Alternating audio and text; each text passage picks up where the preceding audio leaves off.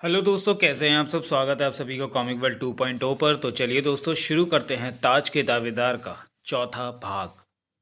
देवराज चौहान की आंख खुली। मालूम नहीं फर्श पर लेटे ही लेटे वो कब नींद में डूब गया था। आंख खुलते ही वो उठ बैठा। सीढ़ियों से कूद कर वो इस कमरे में तो आ गया था, परंतु यहाँ से निकलने या आगे बढ़ने का रास्ता उसे नजर नहीं आ रहा था। जबकि उस रामनाथ ने सजा के तौर पर उसे नीले पहाड़ पर भेजने का फैसला किया था। लेकिन फर्श को फर्श तो हर तरफ लेकिन वहां तो हर तरफ का रास्ता बंद था। चारों तरफ दीवारें थीं, परंतु कहीं तो कोई रास्ता होगा। उसे ढूंढना होगा। आखिर कब तक वो यहीं बैठा रहेगा। इस सोच के साथ देवराज चौहान उठा और दीवार के पास पहुंचकर पैनी निगाहों से जर्रे जर्रे को चेक करते हुए दीवार के साथ साथ आगे बढ़ने लगा। कमरे के दो तरफ की दीवारें देखने के बाद जब वो तीसरी तरफ की दीवार के पास पहुंचा तो हाथ में दो कील चुभी। देवराज चौहान ने ध्यान से देखा। दीवार में जरा जरा से फासले पर दो कील ठुके हुए थे। देवराज चौहान के चेहरे पर अजीब से भाव उभरे। दीवार में इस तरह कील ठुके होने का मतलब उसकी समझ में नहीं आया। जाने क्या सोचकर हाथ से ही दीवार में फंसे कील को निकालने की चेष्टा करने लगा। 10 मिनट की अथाह कोशिश के बाद वो एक कील निकालने में सफल हो पाया। दीवार से कील निकालते ही दूसरी तरफ दीवार में 6 फीट ऊंचा और 4 फीट चौड़ा रास्ता बन गया। उस जगह की दीवार एकाएक जाने कहाँ गायब हो गई थी। देवराज चौहान अजीब सी निगाहों से उस रास्ते को देखने लगा। वह समझ नहीं पाया कि कील निकालते हुए उस तरफ वो रास्ता कैसे बन गया। जाने क्या सोचकर देवराज चौहान दीवार में ठुके दूसरे कील को भी निकालने में लग गया। हाथ से हिला हिलाकर दीवार में धंसी कील की पकड़ को वह ढीला करने लगा। करीब 10 मिनट ही लगे दूसरी कील को दीवार से निकालने में। निकाल कर पलटा तो चेहरे पर हैरानी उभरी। दूसरी तरफ दूसरी दीवार पर एक पहले जैसा ही और रास्ता नजर आने लगा था, जो कि पहले वाले रास्ते से छोटा था। वो कई पलों तक दोनों रास्तों को देखता रहा। स्पष्ट था कि यहाँ से जाने के लिए उसे दोनों रास्तों में से एक रास्ते को चुनना था। चेहरे पर सोच के भाव लिए वह आगे बढ़ा और बड़े वाले रास्ते में झांका, परंतु वहां घुप अंधेरा होने की वजह से उसको कुछ नजर न आया। देवराज चौहान ने दूसरे रास्ते पर पहुंचकर उसमें झांका, लेकिन वहां भी अंधेरे का वही आलम था। देवराज चौहान समझ नहीं पाया कि वो किसी भी रास्ते पर बढ़े, लेकिन गहरा अंधेरा उसके आगे बढ़ने में रुकावट बनेगा। ऐसे में कोई भी खतरा अचानक उसके सिर पर आ सकता है, लेकिन अंधेरे की वजह से वो यहाँ खड़ा भी नहीं रह सकता था। आखिरकार अंधेरे में ही बढ़ने का फैसला किया और बड़े रास्ते को छोड़कर वो जाने के छोटे वाले रास्ते में प्रवेश कर गया। रास्ता तंग था, परंतु जैसे जैसे वो आगे बढ़ता रहा तभी तेज आवाज के साथ दो वो सारी जगह रोशन हो उठी। देवराज चौहान ने फौरन पलट कर देखा। जिस रास्ते से वो भीतर आया था वो बंद हो चुका था। उसके बंद होते ही सारी जगह रोशनी से जगमगा उठी थी। देवराज चौहान ने पुनः सामने देखा। तंग रास्ता सीधा आगे जा रहा था। देवराज चौहान आहिस्ता आहिस्ता पुनः आगे बढ़ने लगा। आगे रास्ता बंद होकर बाईं तरफ मुड़ रहा था। मोड़ पर पहुंचते ही देवराज चौहान ठिठक गया। चेहरे पर अजीब से भाव उभरे। सामने ही आदमकद बुद्ध रास्ता रोके खड़ा था। बुद्ध का चेहरा हूबहू मोना चौधरी से मिल रहा था। बुद्ध के दाएं हाथ में कटार जैसा हथियार थमा था, जो कि रोशनी में चमक रहा था। दूसरी बार देवराज चौहान ने मोना चौधरी का बुद्ध देखा था। पहले की तरह पुनः हैरानी हुई कि मोना चौधरी का बुद्ध तिलिस्म में कैसे आ गया। फिर यही सोचा कि इत्तेफाक से बुद्ध का चेहरा मोना चौधरी से मिलता है। देवराज चौहान ने आगे बढ़ने की सोची, परंतु वो तंग रास्ता बुद्ध रोके खड़ा था। इस तरह खड़ा था कि उसकी बगल से भी नहीं निकला जा सकता था। देवराज चौहान समझ नहीं पाया कि क्या करे। आखिरकार मन ही मन उसने तय किया कि बुद्ध को नीचे गिराए बिना आगे नहीं बढ़ा जा सकता। बुद्ध को गिराने के इरादे से देवराज चौहान ने हाथ आगे बढ़ाया और बुद्ध को धक्का दिया, परंतु बुद्ध अपनी जगह पर टिका रहा। देवराज चौहान ने बुद्ध के पैरों को देखा, जो कि जमीन पर ही थे, ना कि जमीन के भीतर। इस पर भी बुद्ध हिला तक नहीं था। आखिरकार देवराज चौहान ने दोनों हाथ बुद्ध पर रखे और पूरी ताकत के साथ उसे धक्का देने लगा, लेकिन बुद्ध अपनी जगह से सूत भर भी नहीं हिला। देवराज चौहान के सामने अजीब सी समस्या खड़ी हो गई थी। बुद्ध को हटाए बिना वो आगे बढ़ नहीं सकता था, और बुद्ध में जाने क्या था कि उसकी ताकत उसे हिला भी नहीं पा रही थी। उसने आसपास देखा, परंतु ऐसी कोई चीज भी नजर नहीं आई कि जिससे बुद्ध को तोड़कर आगे जाने का रास्ता बना सके। तभी जेब में चुभन सी होने लगी, जैसे कोई चीज हिल रही हो। देवराज चौहान चौंका। उसका हाथ फौरन पैंट की जेब में गया तो उंगलियों से वो लकड़ी का टुकड़ा टकराया, जो बेला ने यह कहकर उसे दिया था कि वक्त आने पर यह तुम्हारी सहायता करेगा। देवराज चौहान लकड़ी के उस टुकड़े को भूल चुका था, परंतु उसने ही हिलकर अपनी मौजूदगी का एहसास दिलाया था। इस वक्त देवराज चौहान ने लकड़ी के टुकड़े को बाहर निकालकर देखा। वो समझ नहीं पाया कि लकड़ी का ये छोटा सा टुकड़ा भला उसकी क्या सहायता करेगा। हथेली में रखे अभी वो यही बात सोच रहा था कि अगले पल चौंका। देखते ही देखते वो लकड़ी का टुकड़ा ठीक वैसे ही कटार बन गया जैसी कटार उस बुत के हाथों में थमी थी। देवराज चौहान अविश्वास भरी निगाहों से अपने हाथ में दबी कटार को देखता रहा। फौरन ही समझ गया कि बेला का दिया लकड़ी का टुकड़ा करामाती है। बेला ने ठीक ही कहा था, लेकिन साथ ही वह उलझन में पड़ गया कि पत्थर के बुत पर यह कटार क्या असर करेगी। देवराज चौहान ने हाथ में दबी कटार को उलट पलट कर देखा। इसी दौरान वो कटार बुत के हाथ में दबी कटार से टकरा गई। ऐसा होते बुत की कटार वाली बाहें तीव्रता से हिली और हाथ में दबी कटार का वार देवराज चौहान के सिर पर होने ही जा रहा था कि देवराज चौहान ने फुर्ती के साथ अपने हाथ में दबी कटार आगे कर दी। दोनों कटारें आपस में टकराईं और रुक गईं। देवराज चौहान हक्का बक्का रह गया था कि भला बुत की बाह कैसे हिल गई, जबकि अभी भी वो पत्थर की नजर आ रही थी।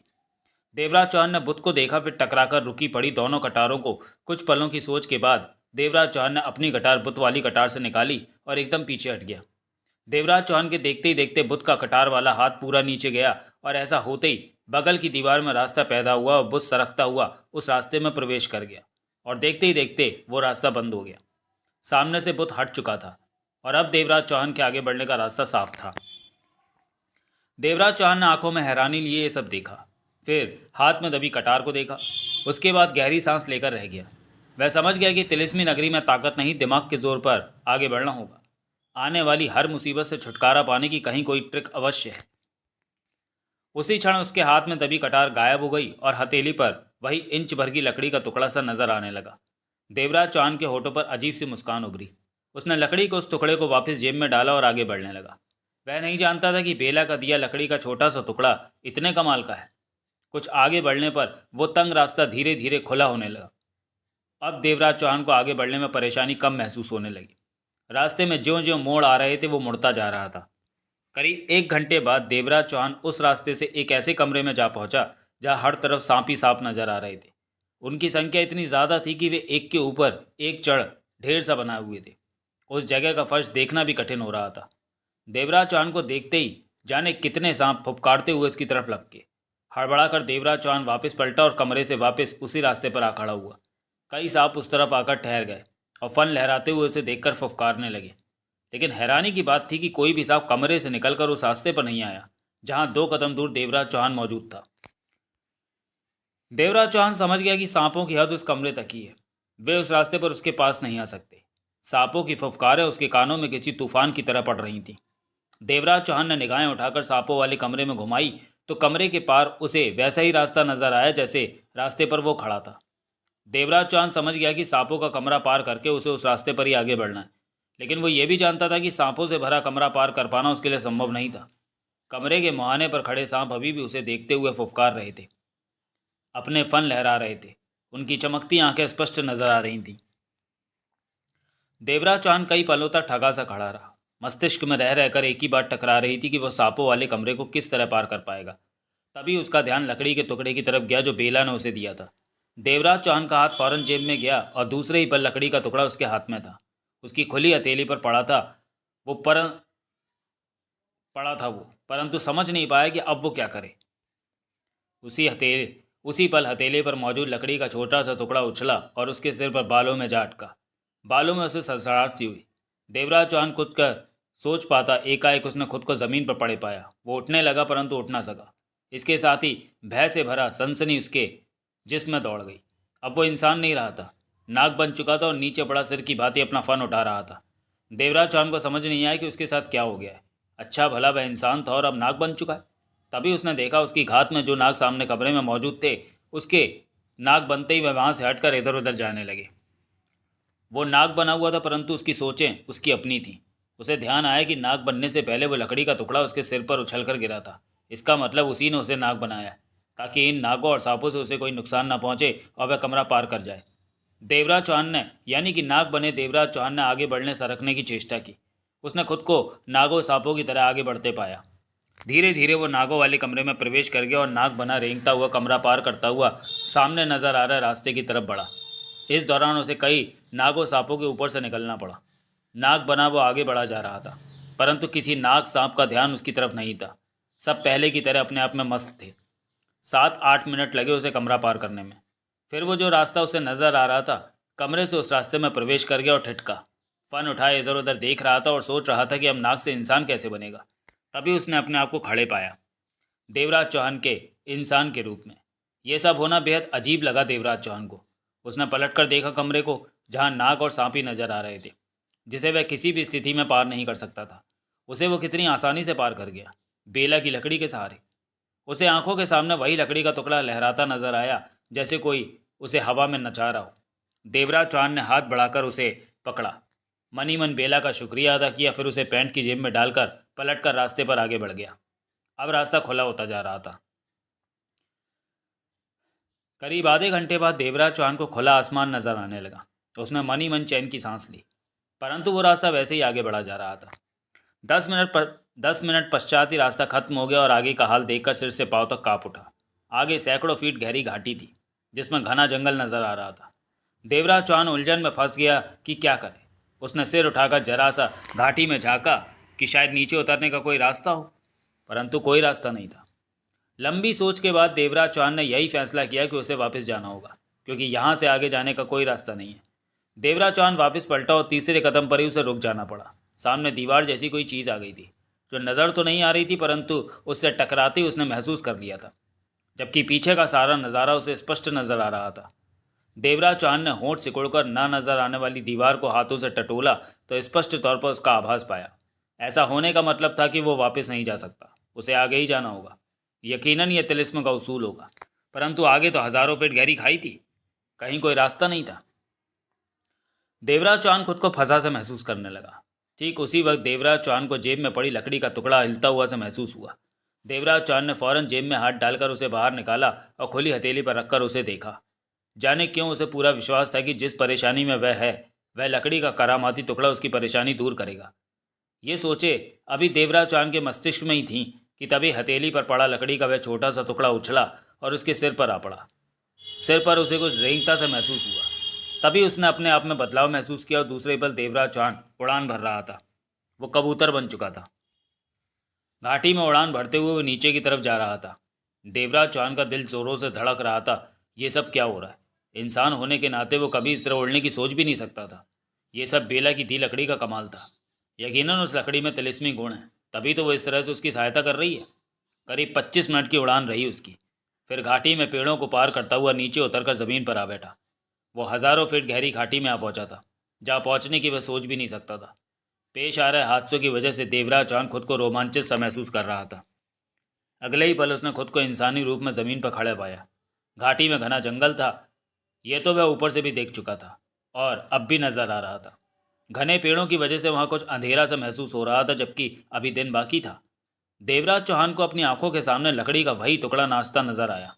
उसके होठों पर मुस्कान उभर आई। उसने हाथ बढ़ाकर लकड़ी के टुकड़े को थामा और कह उठा, धन्यवाद। इसके साथ ही उसने उसे जेब में डाल लिया। बेला का दिया लकड़ी का वह टुकड़ा उसके पास ना होता तो यकीनन वह कब का तिलिस्मी चालों में फंस गया होता। देवराज चौहान ने आसपास देखा। हर तरफ जंगल ही जंगल था। ऐसा कोई रास्ता नहीं था कि जो आगे बढ़ने के लिए दिशा संकेत हो। इस तरह खड़े रहने का भी फायदा नहीं था। वो यूं ही आगे बढ़ गया।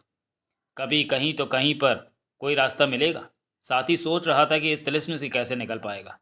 जो जो रुकावटें उसके सामने आ रही हैं, उनसे कब तक बचता रहेगा? कहीं तो फंस कर रह ही जाएगा।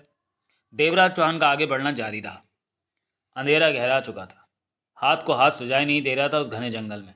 देवराज चौहान को अंधेरे में चलते हुए 2 घंटे बीत चुके थे। इस बीच वो कई बार नजर न आने की वजह से पेड़ों के तनों से भी टकराया, परंतु रुका नहीं, आगे बढ़ता रहा। देवराज चौहान तय नहीं कर पा रहा था कि रात के इस अंधेरे में रुके भी तो कहाँ रुके। देवराज चौहान कुछ ही आगे बढ़ा था कि उसे किसी के रोने की आवाज़ आई। वो ठिठका, निगाहें अंधेरे में इधर उधर घुमाई, कुछ नजर न आया। वह हैरान था कि अंधेरे से भरे जंगल में रात के इस वक्त कौन है और क्यों रो रहा है। देवराज चौहान उस तरफ बढ़ा जिधर से रोने की आवाज़ आ रही थी।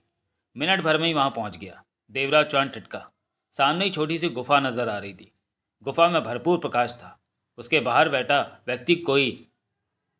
कोई व्यक्ति रो रहा था। घने जंगल में इस तरह गुफा में प्रकाश होना देवराज चौहान को अजीब सा लगा। वह जानता था कि जंगल में इस तरह रोशनी होने का कोई मतलब नहीं है।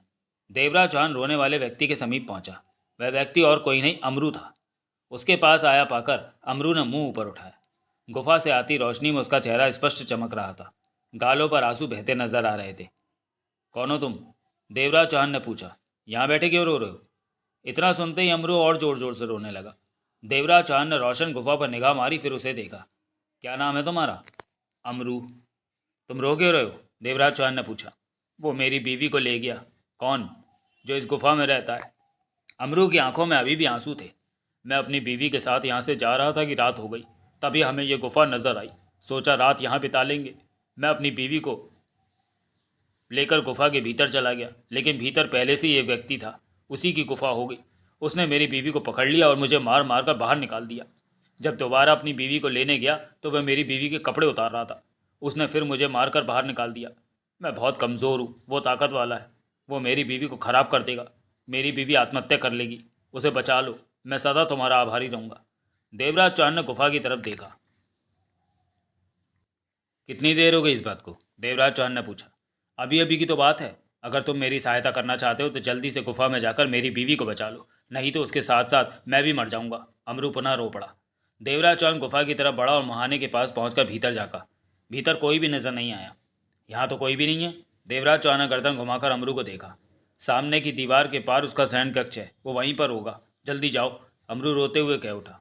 देवराज चौहान गुफा में प्रवेश कर गया। रोशनी हर तरफ फैली थी, परंतु रोशनी कहाँ से फूट रही थी इसका पता नहीं चल पा रहा था। गुफा की वह जगह बिल्कुल साफ सुथरी थी। देवराज चौहान आगे बढ़ा और अमरू के बताए अनुसार उसने गुफा का दूसरा कमरा ढूंढा। वहां से कहीं भी जाने का रास्ता नहीं था। कोई रास्ता न पाकर देवराज चौहान को अजीब सा लगा। अमरू तो कह रहा था कि आगे एक और कमरा है। देवराज चौहान पलटकर वापस आया और गुफा के मुहाने से बाहर निकलने लगा, परंतु बाहर नहीं निकल सका। उसे लगा जैसे कोई दीवार आ गई हो। उसने वैसे ही महसूस किया जैसे कि घाटी के ऊपर अदृश्य दीवार सी महसूस हुई थी। देवराज चौहान की आंखें सिकुड़ गई। उसने सामने नजर आ रहा अमरू को देखा, जो मुस्कुरा रहा था। कौन हो तुम? मैं गुलाब लाल का आदमी हूँ। अमरू हंस पड़ा। कौन गुलाब लाल? तिलिस्मी कैद में फंसे लोगों को और फंसाकर उन्हें मौत के हवाले करना गुलाब लाल का काम है। मैं उसी के अधीन काम करता हूँ। वो अभी भी हंस रहा था। इसका मतलब तुमने मुझसे झूठ बोला कि? झूठ नहीं बोला, इसे चालाकी कहते हैं। तुम मेरी चालाकी में फंस गए। अमरू हंसी रोकते हुए बोला। अभी तक तो तुम तिलिस्मी कैद की सतह पर थे, जहाँ खतरे कम थे, लेकिन उनसे तुम बच निकले। अब मैंने तुम्हें कैद की उस सतह पर भेज दिया है जहाँ खतरे ज़्यादा हैं। याद रखना, ये तिलिस्मी कैद ऐसी है कि आज तक कोई भी जिंदा बचकर बाहर नहीं निकल सका। किसी में इतनी समझ और शक्ति नहीं कि तिलिस्म को समझकर उसे तोड़ सके, यानी कि हर हाल में तुम्हारी मौत संभव ही है। लेकिन मुझे तो रामनाथ ने नीले पहाड़ पर भेजा था। देवराज चौहान के माथे पर बल पड़े हुए थे। मालूम है मुझे। इस तिलिस्मी कैद को पार करके ही नीले पहाड़ पर पहुंचा जा सकता है। और मुझे पूरा भरोसा है कि तुम तिलिस्मी कैद में ही भटक कर मर जाओगे। अगर तुम्हें नीले पहाड़ तक जाने का रास्ता आता होता तो कब के नीले पहाड़ पर पहुंच गए होते, यूँ भटक ना रहे होते। देवराज चौहान के होठों से गहरी सांस निकली। मानना पड़ेगा कि तुम बहुत घटिया इंसान हो। तिलिस्मी कैद में जो फंस जाता है हम उसकी बात का बुरा नहीं मानते, क्योंकि हमारी निगाहों में वो मरों की तरह होता है। आज नहीं तो कल, लेकिन मौत उसकी किस्मत में लिखी जा चुकी है। कहने के साथ ही अमरू पलटा और देवराज चौहान के देखते ही देखते अंधेरे में गुम होता चला गया। देवराज चौहान ने गुफा से निकलने की पुनः चेष्टा की, परंतु ना नजर आने वाली दीवार ने उसे आगे नहीं बढ़ने दिया। देवराज चौहान पलटा और गुफा में निगाहें दौड़ाने लगा। वो काफ़ी बड़ी और खुली गुफा थी, परंतु वो बंद थी। कोई खिड़की दरवाज़ा नहीं था। उसी पल जोरों से आवाज़ हुई। गुफा काँप उठी। देवराज चौहान 3-4 कदम लड़खड़ा उठा, फिर ठिठका, संभला। आवाज़ का कारण जानने के लिए इधर उधर निगाह दौड़ाई तो नजरें गुफा के मुहाने पर जा टिकी, जहाँ कोई बड़ा सा पत्थर आ लगा था। इस तरह कि अब बाहर का नज़ारा भी नज़र नहीं आ रहा था। मतलब कि वो गुफा में पूरी तरह कैद होकर रह गया था। देवराज चौहान समझ गया कि अब कोई नई मुसीबत सामने आने वाली है। तभी देवराज चौहान चौंका। उसकी आंखें सिकुड़ गईं। गुफा का वो बड़ा सा कमरा बिल्कुल खाली था, लेकिन अब उसे एक तरफ पड़ी सिंहासन जैसी खूबसूरत सी कुर्सी नजर आई, जिस पर स्याह काली छोटी सी बिल्ली बैठी हुई थी और अपनी चमकती आंखों से उसे देख रही थी। देवराज चौहान की समझ में नहीं आया कि अचानक ही सिंहासन जैसी कुर्सी और उस पर बैठी स्याह बिल्ली कहाँ से आ गई। लेकिन ये बात तो पक्की थी कि गुफा का मुहाना बंद होते ही सिंहासन नुमा कुर्सी और बिल्ली वहां नजर आने लगी थी। इतना तो देवराज चौहान समझ चुका था कि इस तिलिस्मी कैद में कई हैरत अंगेज बातों का उसे सामना करना पड़ेगा और कोई भी ऐसी घटना उसकी जान ले सकती है। परंतु उसे इस बात का भी एहसास था कि ऐसी घटनाओं से सतर्क रहकर भी नहीं बचा जा सकता। देवराज चौहान आगे बढ़ा। सिंहासन नुमा कुर्सी के समीप पहुंचकर ठिठका। निगाहें बिल्ली पर थी। बिल्ली के होठों से प्यारी सी आवाज़ निकली और अगले ही पल वो छलांग मारकर देवराज चौहान के कंधे पर आ बैठी। पल भर के लिए देवराज चौहान सकपकाया। बिल्ली से उसे ऐसी उम्मीद नहीं थी। उसका दायां हाथ कंधे पर बैठी बिल्ली तक पहुंचा, उसे पकड़ा। इरादा था बिल्ली को कंधे से हटा देने का, परंतु ऐसा करते करते वो ठिठक गया। आंखों में अजीब से भाव उभरे। बिल्ली के कंधे पर बैठती गुफा में 3 रास्ते नजर आने लगे थे। देवराज चौहान उन रास्तों को देखता रहा। स्पष्ट था कि बिल्ली के कंधे पर बैठने का उन रास्तों से यकीनन कोई वास्ता था। चेक करने के इरादे से देवराज चौहान ने बिल्ली को कंधे से उतारा और वापस उस सिंहासन नुमा कुर्सी पर बैठा दिया। जो ही देवराज चौहान के हाथ बिल्ली पर से हटे, देखते ही देखते दीवारों में से दरवाजे के रास्ते के साइज के पत्थर निकले और रास्ते पुनः बंद हो गए। देवराज चौहान के होंठ सिकुड़े। उसकी निगाह पुनः बिल्ली पर जा टिकी। बिल्ली ने पुनः छलांग मारी और उसके कंधे पर आ बैठी। ऐसा होते ही उन तीनों रास्तों के पत्थर पुनः सरक कर दीवार का ही हिस्सा बन गए और रास्ते नजर आने लगे। देवराज चौहान समझ गया कि काली बिल्ली उन रास्तों को खोलने की चाबी है। इसे साथ लेकर ही आगे चलना होगा। आगे बढ़कर देवराज चौहान ने तीनों रास्तों को देखा। एक रास्ते की सीढ़ियां ऊपर की तरफ जा रही थी, दूसरा रास्ता समतल रास्ता था और तीसरे रास्ते की सीढ़ियां नीचे की तरफ जा रही थी। सोचने के बाद देवराज चौहान ने समतल रास्ते पर जाने के लिए कदम उठाया तो उसके कंधे पर बैठी काली बिल्ली ने उछाल मारी और उस रास्ते पर पहुंच गई जिस रास्ते की सीढ़ियां ऊपर की तरफ जा रही थी। देवराज चौहान ठिठका। तभी बाकी दोनों रास्तों पर सरक कर पत्थर आ लगे। अब सिर्फ वही रास्ता नजर आ रहा था जिसकी सीढ़ियां ऊपर की तरफ जा रही थी, जहां बिल्ली खड़ी उसे देख रही थी। देवराज चौहान समझ गया कि बिल्ली उसे उस रास्ते पर चलने को कह रही है। बिल्ली की हरकतें देवराज चौहान की समझ से बाहर थी कि वो उसे उसी रास्ते पर चलने को क्यों मजबूर कर रही है, और अब उसी रास्ते पर जाना मजबूरी थी क्योंकि बाकी के दोनों रास्ते बंद हो चुके थे। देवराज चौहान उसी रास्ते में प्रवेश कर गया। काली बिल्ली उछलकर पुनः उसके कंधे पर आ बैठी। देवराज चौहान सामने नजर आ रही सीढ़ियां चढ़ने लगा, जो कि सीधा ऊपर जा रही थी। बिल्ली शांत सी उसके कंधे पर बैठी थी। करीब 1 घंटा वो लगातार सीढ़ियां चढ़ता रहा, फिर वो ठिठका। आगे की सीढ़ियां 2 दिशाओं में बट रही थीं। एक दाईं तरफ जा रही थी, दूसरी बाईं तरफ। अब उसे उन दोनों में से एक रास्ते को चुनना था और वो दोनों रास्तों की सीढ़ियां अब ऊपर की तरफ ना जाकर नीचे की तरफ जा रही थीं। इससे पहले कि देवराज चौहान तय कर पाता कि उसे किस रास्ते पर बढ़ना है, तभी कंधे पर बैठी काली बिल्ली ने छलांग लगाई और बाईं तरफ वाले रास्ते की सीढ़ी पर बैठी। फिर अपनी चमकदार निगाहों से देवराज चौहान को देखा। म्याऊं। वो इस तरह बोली जैसे उसे इसी रास्ते पर आगे बढ़ने को कह रही हो। देवराज चौहान के लिए दाएं बाएं के दोनों रास्ते बराबर थे, क्योंकि वह दोनों रास्तों के बारे में अनजान था कि वो किस तरफ जाते थे। साथ ही वो मन ही मन ये भी जानना चाहता था कि बिल्ली उसे किस रास्ते पर ले जाना चाहती है। ऐसे में बिना कुछ सोचे समझे देवराज चौहान बाईं तरफ वाले रास्ते की तरफ बढ़ा। बिल्ली उछलकर वापस कंधे पर आ बैठी। देवराज चौहान सीढ़ियाँ उतरने लगा, जो कि अब नीचे जा रही थी। अभी वह कुछ ही सीढ़ी नीचे उतरा था कि रुक जाना पड़ा। सामने देखकर देवराज चौहान की आंखें सिकुड़ गईं। सीढ़ियों पर एक आदमी बैठा था। सादे से कपड़े पहन रखे थे, छोटे छोटे बाल थे, दाढ़ी बड़ी हुई थी। देवराज चौहान को देखते ही वो सीढ़ी से उठ खड़ा हुआ।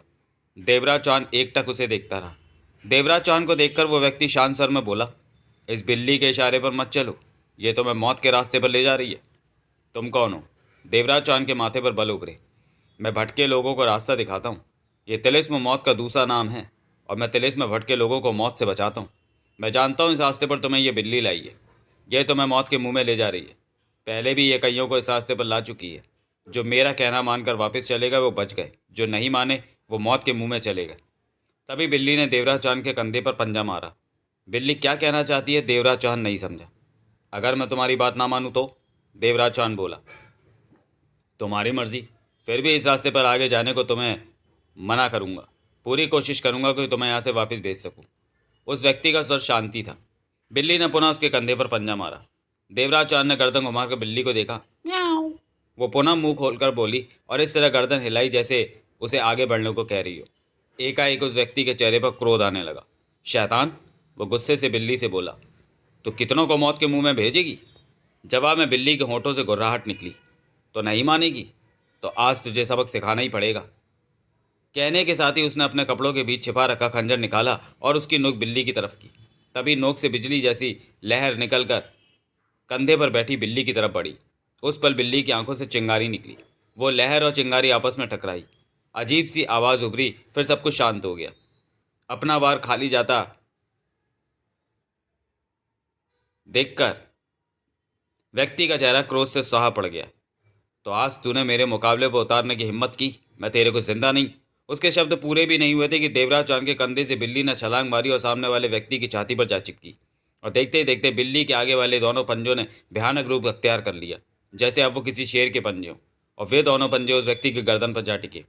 पंजों के नाखून गर्दन में धंसने लगे। देवराज चौहान हक्का बक्का सा ये सब देखता रहा। मासूम सी प्यारी सी नजर आने वाली बिल्ली का ये बदला खतरनाक रूप देवराज चौहान को हैरत में डाल देने के लिए काफ़ी था। उस व्यक्ति की गर्दन से खून बहने लगा। बिल्ली के शेर जैसे पंजे नाखूनों सहित उसकी गर्दन में धंस चुके थे। खंजर उस व्यक्ति के हाथ से छूट चुका था। तड़पता चीखता चिल्लाता वह दोनों हाथों से बिल्ली को अपनी छाती से अलग करने का प्रयत्न कर रहा था, परंतु बिल्ली तो जैसे चमगादड़ की तरह उसकी छाती से चिपक चुकी थी। वो बिल्ली को अलग करने की कोशिश में सफल नहीं हो पाया। मिनट भर में ही बिल्ली ने उस व्यक्ति की आधी से ज़्यादा गर्दन उधेड़ दी। उस व्यक्ति की सांसें टूटने लगीं, उसकी हरकतें शिथिल पड़ने लगीं। देखते देखते वो व्यक्ति नीचे गिर गया। बिल्ली अभी भी उसी मुद्रा में उसकी छाती पर सवार थी। कुछ ही पलों बाद उसकी सांसें टूट गई। वो व्यक्ति मर चुका था। इसके साथ ही बिल्ली के आगे वाले शेर जैसे बने पंजे सामान्य अवस्था में आ गए। बिल्ली उसकी छाती पर से उछलकर नीचे आ गई और एक तरफ खड़ी होकर उसके मृत शरीर को देखने लगी। तभी जैसे बिजली सी चमकी हो, सामने पड़ा उस व्यक्ति का मृत शरीर और बहा खून एकाएक गायब हो गया। अब वहाँ कुछ भी नहीं था, ना वो मरा हुआ आदमी, ना खून, ना उसका खंजर। उस जगह को देखकर कोई कह ही नहीं सकता था कि वहाँ अभी बिल्ली और आदमी के बीच अविश्वास भरी लड़ाई हुई है। देवराज चौहान ने देखा काली बिल्ली चमक भरी निगाहों से उसे देख रही है। फिर वो आगे बढ़ी और उछलकर पुनः देवराज चौहान के कंधे पर जा बैठी। म्याऊं, वो बोली, जैसे उसे आगे बढ़ने को कह रही हो। देवराज चौहान ने महसूस किया कि बिल्ली के पंजों पर खून जैसी कोई भी चीज़ नहीं है, जबकि कुछ पल पहले उसके पंजे खून में डूब चुके थे। देवराज चौहान नहीं जानता था कि वो आदमी सत्य था या यह बिल्ली उसे सही रास्ते पर ले जा रही है। सच्चाई जानने का उसके पास कोई रास्ता नहीं था। म्याऊं, बोलने के साथ ही बिल्ली ने उसके कंधे पर पंजा मारा। खुद को हालातों के हवाले किए देवराज चौहान पुनः आगे बढ़ने लगा। अब उसे इतना तो एहसास हो गया था कि कंधे पर बैठी बिल्ली सामान्य न होकर कई शक्तियों की मालिक है। मन में उत्सुकता उभर आई थी कि बिल्ली की हकीकत जानने के लिए, लेकिन उसके सवालों का जवाब देने वाला कोई नहीं था और बिल्ली कुछ बोल पाने में असमर्थ थी। देवराज चौहान का आगे बढ़ना जारी रहा। सीढ़ियाँ नीचे और नीचे जाती जा रही थी। अब उसे थकान सी महसूस होने लगी थी। मन में यही विचार करता कि कुछ और आगे जाने के बाद आराम करेगा। भूख और प्यास भी महसूस हो रही थी, परंतु सीढ़ियाँ उतरना उसने जारी रखा। काली बिल्ली बेहद शांत अवस्था में उसके कंधे पर बैठी थी। आधे घंटे बाद वो सीढ़ियाँ एक दरवाजे पर समाप्त होती नजर आईं। वो दरवाज़ा 2 पल्लों वाला था और उस पर सोने से नक्काशी की गई थी। दूर से ही देवराज चौहान ने पहचान लिया था नक्काशी वाली जो धातु चमक रही है वो शुद्ध सोना है। दरवाज़ा वास्तव में बहुत शानदार था। आखिरी सीढ़ी यानी कि दरवाजे के समीप पहुंचकर देवराज चौहान ठिठका। उसे रुकते पाकर बिल्ली के होंठों से आवाज़ निकली। देवराज चौहान समझ गया कि बिल्ली उसे दरवाज़ा खोलने के लिए कह रही है और कोई रास्ता भी नहीं था आगे जाने को। दरवाज़ा तो उसने खोलना ही था। देवराज चौहान ने दरवाज़ा खोला और एक कदम उठाकर भीतर प्रवेश किया और कमरे के दृश्य को हैरानी भरी निगाहों से देखने लगा। कमरे के बीचों बीच खाने का टेबल सजा पड़ा था, जहाँ एक ही कुर्सी मौजूद थी। दीवारों पर तरह तरह का सजावटी सामान नजर आ रहा था। हैरानी का सबसे बड़ा झटका तो उसे तब लगा जब उसने कमरे में हूबहू अपने चेहरे वाले बुत को देखा। लाली लिए पत्थर से बना हुआ था उसका बुत, ठीक उसकी कद काठी के समान। ऊंचाई, लंबाई, चौड़ाई में ज़रा भी फर्क नहीं था। वह अपलक बुत को देखता रहा। काली बिल्ली उसके कंधे से छलांग मारकर नीचे आ गई और फिर उछलकर खाने की टेबल के पास मौजूद कुर्सी पर बैठी। बिल्ली की आवाज़ ने देवराज चौहान का ध्यान भंग किया। उसे कुर्सी पर बैठे पाकर वो समझ गया कि वो उसे कुर्सी पर बैठकर टेबल पर पड़े खाने को खाने के लिए कह रही है। देवराज चौहान आगे बढ़ा तो बिल्ली छलांग मारकर कुर्सी से नीचे उतर गई। देवराज चौहान कुर्सी पर जा बैठा। खाना बिल्कुल ताज़ा और गर्म था। देवराज चौहान की निगाह बार बार अपने ही चेहरे वाले बुत पर जा रही थी। उसने तिलिस्मी नगरी में मोना चौधरी के बुत को देखा और अब उसका बुत, अपना बुत सामने था। वो समझ नहीं पा रहा था कि ये सब क्या माजरा है, लेकिन अभी तक जो हालात सामने आए थे उससे जाने क्यों उसे लग रहा था कि कोई बात है जो अभी उससे दूर है। देवराज चौहान ने खाना शुरू किया। बिल्ली खामोशी से एक तरफ बैठ गई थी। खाना खाते खाते देवराज चौहान की निगाह बुत के गले में पड़ गए लॉकेट पर गई। उस पर अब नज़र पड़ी थी जो कि शुद्ध सोने का था। बुत के गले में लॉकेट का होना देवराज चौहान की समझ में नहीं आया। आराम भरे अंदाज में देवराज चौहान ने खाना खाया। खाने के दौरान बिल्ली एक बार भी अपनी जगह से नहीं उठी थी, अलबत्ता चमक भरी निगाहों से एकटक उसे देखे जा रही थी। देवराज चौहान कुर्सी से उठा तो देखा काली बिल्ली सतर्क सी नजर आने लगी। उस पर से निगाहें हटाकर देवराज चौहान ने पुनः इधर उधर देखा तो एक तरफ चारपाई पड़ी नजर आई, जिस पर चादर बिछी हुई थी, तकिया पड़ा था, लिहाफ रखा था। थका हुआ तो वह था ही। आगे बढ़कर देवराज चौहान चारपाई पे जा लेटा। गर्दन घुमाकर बिल्ली को देखा जो अपनी चमकपूर्ण निगाहों से उसे ही देख रही थी। देवराज चौहान ने अपने चेहरे और कदकाठी वाले बुत को देखा। यकीनन कोई खास बात है जो काली बिल्ली उसे इस कमरे तक लाई है। लाख सोचने पर भी देवराज चौहान को वो खास बात समझ नहीं आ रही थी। इन्हीं सोचों में थका हारा देवराज चौहान नींद में डूबता चला गया। वो कब तक, कितनी देर में देर नींद में रहा, इस बात का उसे आभास ना हो सका। देवराज चौहान की जब आंख खुली तो कमरे का हाल वैसा ही था जैसा आंख लगने से पहले था। यहाँ तक कि वो काली बिल्ली भी उसी मुद्रा में वहीं बैठी थी। उसे नींद से जगह पाकर काली बिल्ली एकाएक सतर्क से नजर आने लगी। देवराज चौहान चारपाई से उठ खड़ा हुआ। टेबल पर खाने का सामान वैसे ही पड़ा था जैसे उसने छोड़ा था। देवराज चौहान आगे बढ़ा और अपने चेहरे वाले बुत के पास जा पहुंचा, उसे छुआ, ध्यान से देखा। तभी काली बिल्ली पास आई और चलकर बुत के कंधे पर जा बैठी। देवराज चौहान ने काली बिल्ली को देखा। उसी समय काली बिल्ली ने अपने अगले पंजे आगे किए तो वे दोनों नन्हे हाथों की तरह हो गए। बिल्ली के उन हाथों ने बुत के गले में पड़ा लॉकेट निकाला। देवराज चौहान हैरानी से बिल्ली के हाथों को देख रहा था और फिर बिल्ली के वही दोनों हाथ कुछ और लंबे हुए और उसने वो लॉकेट देवराज चौहान के गले में डाल दिया। इसके साथ ही बिल्ली की दोनों टांगें सामान्य अवस्था में आ गईं। बिल्ली की जादू भरी हरकतों से देवराज चौहान हैरानी और उलझन में था। ये बात तो वह पहले ही समझ चुका था कि यह कोई सामान्य बिल्ली नहीं है। देवराज चौहान ने गले में पड़े लॉकेट को देखा जो 1 इंच व्यास के घेरे में था और उस पर भाला और कटार बने हुए थे। लॉकेट और उसकी मोटी जंजीर शुद्ध सोने की थी। देवराज चौहान अभी लॉकेट देखने से फारिग भी नहीं हुआ था कि एकाएक उसका सिर दर्द से फटने लगा। मस्तिष्क में बिजलियां कौंधने लगीं। आंखों के सामने रह रहकर अंधेरा सा छाने लगा था। फिर कभी किसी चलचित्र की भांति कोई कबीला सा नजर आने लगता जहां बहुत सारे लोग हैं और इधर उधर भाग रहे हैं। उन लोगों में उसने अपना चेहरा भी देखा। खुद को घोड़े पर बैठा पाया। हाथ में भाला था और कमर में कटार फंसी हुई थी। उसका घोड़ा तेजी से उन लोगों के बीच से दौड़ता हुआ आगे जा रहा था। उसकी आंखों में खून सवार था और फिर देखते ही देखते घोड़ा उसकी उस भीड़ में से निकलकर निगाहों से ओझल हो गया। तभी दूसरा घोड़ा नजर आया। उस पर जगमोहन बैठा था। उसके हाथ में भी भाला और कमर पर कटार बंधी थी। वह भी भीड़ में अपना घोड़ा दौड़ाता हुआ उसे देवा देवा कहता पुकारता चिल्लाता हुआ उसके पीछे आ रहा था। और फिर वो घोड़ा भी निगाहों से ओझल हो गया। देवराज चौहान के मस्तिष्क को झटका लगा। उसने देखा वो उसी बुत के सामने खड़ा है, परंतु उसके मस्तिष्क में से जो चलचित्र जैसा सीन गुजरा था वो पूरी तरह याद था उसे। देवराज चौहान के चेहरे पर गुड़मुड़ हुए हजारों तरह के भाव उभरे हुए थे। क्या देखा था उसने? क्या नजर आया था उसे? वो लोग कौन थे जो घोड़े पर थे? उसके पीछे जगमोहन था घोड़े पर और देवा देवा कहकर उसे पुकार रहा था। और वह उसके चेहरे से ऐसा लग रहा था जैसे वो अपनी जान देने या किसी की जान लेने जा रहा हो। ये सब क्या देखा था उसने? देवा, जगमोहन देवा कहकर पुकार रहा था उसे। और फकीर बाबा भी देवा कहकर ही पुकारते हैं। फकीर बाबा ने उसे तिलिस्म का रास्ता दिखाया और उसे यहाँ भेजा। ये सब क्या हो रहा है? उसने क्या देखा? क्या था वो? इन सोचों के साथ ही देवराज चौहान को अपना मस्तिष्क फटता सा महसूस हुआ। म्याऊ। बिल्ली की आवाज़ सुनकर देवराज चौहान ने अपनी दौड़ती सोचों पर काबू पाया। उसकी आंखें लाल सुर्ख हो रही थीं। उसने बिल्ली को देखा जो अभी तक बुत के कंधे पर बैठी थी। देवराज चौहान ने महसूस किया जैसे बिल्ली की आंखों में रहने वाली चमक अब पहले से कहीं ज़्यादा बढ़ गई है। उसके देखते ही देखते बुत के कंधे से बिल्ली फर्श पर आ कूदी। देवराज चौहान की उलझन भरी निगाह अपने चेहरे वाले बुत पर थी। बिल्ली की आवाज़ सुनकर देवराज चौहान ने सिर घुमाया तो चौंक पड़ा। सामने दीवार में एक खूबसूरत दरवाज़ा नजर आ रहा था। दरवाज़ा पहले वहाँ था ही नहीं। देवराज चौहान ने बिल्ली को देखा जो उसी दरवाजे की चौखट पर बैठी उसे देख रही थी, जैसे बिल्ली उसे दरवाजे के भीतर चलने को कह रही हो। देवराज चौहान ने गले में पड़े उस लॉकेट को देखा। फैसला नहीं कर पाया कि उसे उतार दे या पहना रहने दे। फिर उसे ना उतारने की सोचकर उस दरवाजे की तरफ बढ़ गया। दरवाज़ा पार किया तो सामने सीढ़ियाँ नजर आईं जो कि नीचे जा रही थी। देवराज चौहान सीढ़ियाँ उतरने लगा। पीछे से बिल्ली उछलकर उसके कंधे पर आ बैठी। देवराज चौहान बिना रुके सीढ़ियाँ उतरता रहा। मस्तिष्क में चलचित्र की भांति घूमने वाले वो दृश्य थे जो लॉकेट पहनते ही उसे नजर आए थे। क्या था वह सब? वह कोई धोखा या वहम नहीं था। जो कुछ भी उसने देखा स्पष्ट तौर पर देखा था। सिर्फ आधा घंटा आगे बढ़ने के पश्चात वो सीढ़ियाँ समाप्त हो गईं। अब देवराज चौहान खुले आसमान के नीचे था। बिल्ली उसके कंधे पर खामोशी से बैठी थी। सामने जो नज़र आया वो नज़ारा देवराज चौहान का दिमाग खराब कर देने के लिए काफ़ी था। सामने ही अच्छा खासा बसा बसाया कस्बा था और वो पूरे यकीन के साथ कह सकता था कि कुछ देर पहले जो दृश्य उसके मस्तिष्क में उभरे वो इसी कस्बे के थे। देवराज चौहान आंखें फाड़े कस्बे में निगाहें दौड़ाने लगा। दूर दूर तक फैले जाने कितने मकान थे। वो छोटा सा शहर लग रहा था। कहीं पक्के रास्ते थे तो कहीं कच्चे। उन रास्तों पर लोग आ जा रहे थे। वहाँ बैलगाड़ियाँ भी चलती नजर आईं जिस पर सामान लदा हुआ था। औरतों ने रंग बिरंगे कपड़े डाल रखे थे। अधिकतर सिर पर उन्होंने पल्लू ले रखा था। मर्दों ने कुर्ता पजामा या तहमत कमीज पहन रखी थी। कुछ ने सिर पर साफा भी बांध रखा था।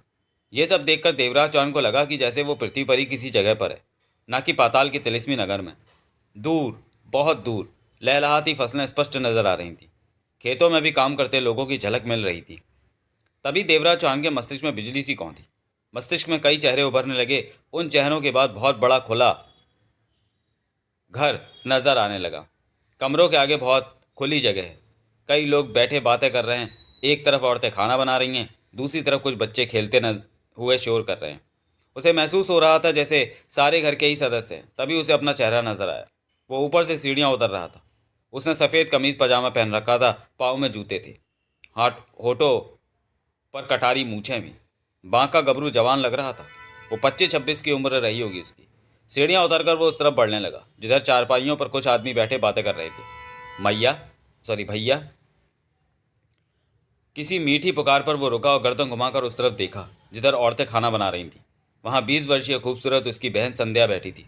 वो उसे देखकर मुस्कुराया और आगे बढ़ने को हुआ कि बहन संध्या की आवाज़ पुनः उसके कानों में पड़ी। हाँ हाँ, आज तो बहन से भी बात करने की फुर्सत नहीं है। आखिर रिश्ता जो तय होने जा रहा है, मुझे थोड़ी और ऊपर चढ़ा लो। माँ, लगता है भैया शादी के बाद तो मुझे पहचानेंगे ही नहीं। चुप कर, ब्याह हो लेने दे। इसका कोई भरोसा नहीं क्या कर बैठे। जब तक फेरे नहीं होते तब तक तो मुझे विश्वास नहीं कि ये ब्याह कर लेगा। माँ की मीठी झिड़की उसके कानों में पड़ी। इसके साथ ही देवराज चांद के मस्तिष्क को पुनः तीव्र झटका लगा और मस्तिष्क में चल रहा जैसे चलचित्र लुप्त हो गया। सिर दर्द से फटने लगा। आंखों के सामने अंधेरा से उभर आता तो कभी तीव्र रोशनी लहरा उठती। दोनों हाथों से उसने सिर को दबाकर अपने पर काबू पाने की चेष्टा की। मिनट भर ऐसे ही गुजर गया। धीरे धीरे वो सामान्य स्थिति में आने लगा। जब उसने आंखें खोली तो चेहरा तनाव से भरा पड़ा था। आंखें आग की तरह सुर्ख होकर जैसे शून्य में देखे जा रही थी। दोनों हाथों से देवराज चांद ने अभी भी सिर दबा रखा था। जो भी उसे नजर आया था वो अब आंखों के सामने घूम रहा था। जो सुना था वो शब्द कानों में गूंज रहे थे। उसे पूरा विश्वास था कि जो कुछ भी उसने देखा सुना वो धोखा नहीं है, सपना नहीं, हकीकत है। लेकिन ये कैसी हकीकत है जो सच होकर भी उसके सामने नहीं है? संध्या। देवराज चांद बड़बड़ा उठा। मेरी बहन। अगले ही पल देवराज चांद ने अपनी बड़बड़ाहट रोकी और सिर को जोर से झटका देकर खुद को इन विचारों से बाहर निकालने की चेष्टा की। वह तो अकेला है, उसकी तो कोई बहन नहीं है। फिर संध्या कहाँ से आ गई? उसके मुंह से ये क्या शब्द निकले? और जो कुछ भी उसके मस्तिष्क ने देखा, कानों ने सुना, वो झूठ नहीं है लेकिन सच कहाँ है? ये सब कुछ उसे बार बार क्यों और कैसे नजर आ रहा है? म्याऊं। बिल्ली की आवाज़ सुनते ही सोचों से भरे उसके मस्तिष्क को तीव्र झटका लगा। उसने आंखें खोली। काली बिल्ली सामने 5-7 कदम दूर बैठी थी। जाने कब वो कंधे से उतर गई थी उसे मालूम नहीं हो सका था।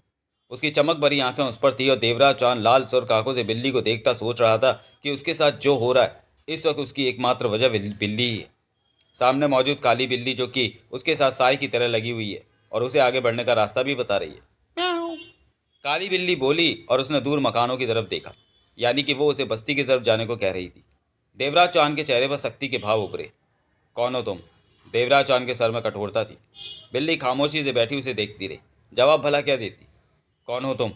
देवराज चांद काली बिल्ली को देखते हुए पहले वाले सर में पूछ उठा। काली बिल्ली वैसे ही बैठी उसे देखती रही। देवराज चांद गहरी सांस लेकर रह गया कि ये उसकी बात का जवाब नहीं दे सकती।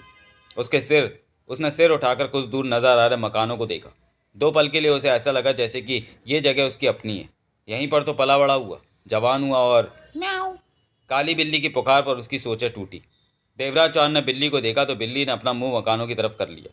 देवराज चांद ने अपनी सोचों पर काबू पाया और सोच भरा चेहरा लिए उस छोटे से शहर जैसे कस्बे की तरफ बढ़ गया जो यहाँ से स्पष्ट नजर आ रहा था।